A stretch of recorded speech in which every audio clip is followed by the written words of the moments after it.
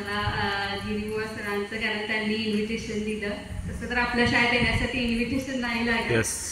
आणि व्यासपीठावरील मान्यवर आमच्या घरातले सगळेजण आहेत. तर सर्वप्रथम म्हणजे शाळेत आल्यानंतर एक आठवणी जाग्या झाल्या की बाबा ज्यावेळेस आम्ही इथे होतो तर हे इथले जे क्षण आहेत ते तुम्ही शेवटपर्यंत.